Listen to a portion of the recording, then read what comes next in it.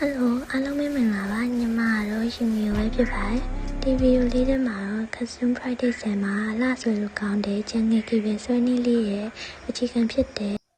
ဆွဲကေဘယ်လေးကိုဘယ်လိုထွင်ရမလဲဆိုတာပြောပြပေးတော့မှာပဲဖြစ်ပါတယ်နည်းစနစ်မှန်မှန်နဲ့အချိန်တိုတွင် train လို့ရမယ် tips and tricks လေးတွေကိုလည်းပြောပြပေးတော့မှာမို့ဗီဒီယိုလေးကိုလိုက်ပါကြည့်ရှုပေးကြပါအောင်ရှင်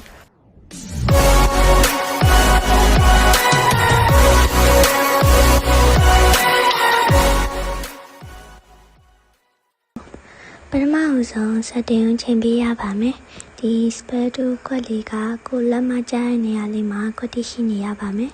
screen ကိုလက်မထိတဲ့နေရာလေးမှာ spare to ကခွက်တိရှိနေတော့ကျိုးဆဲတဲ့အခါလက်မလေးက spare to ကို control လုပ်ဖို့လွယ်ကူနေမှာပဲဖြစ်ပါတယ်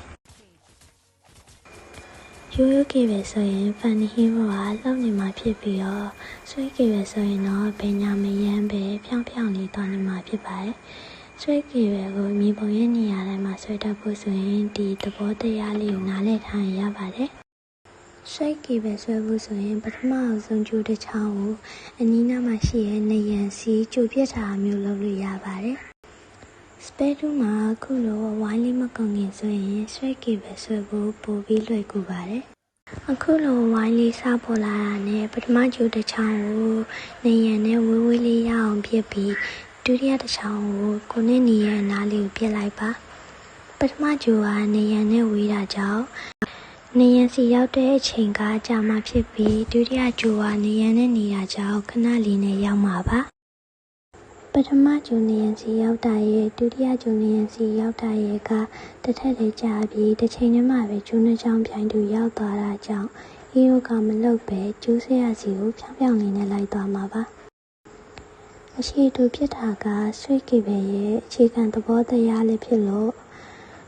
ကျိုးရှိတူဖြစ်တာကိုကျွမ်းသွားရင်အချက်တိုင်းဆွေးကေပဲကိုတခြားဆွဲတော့သွားမှာပါယနေ့ဗီဒီယိုလေးကတော့ဒီလောက်ပါပဲနောက်လာမယ့်ဗီဒီယိုလေးမှာလည်း mobile ချန်နဲ့ပတ်သက်တဲ့စိတ်ဝင်စားစရာကောင်းမယ့်အကြောင်းအရာတွေကိုပြောပြပေးသွားမှာမို့ညီမရဲ့ YouTube channel လေးကို subscribe လေးလုပ်ပြီးတော့ခေါင်းလောင်းလေးနှိပ်သွားကြပါအောင်ရှင်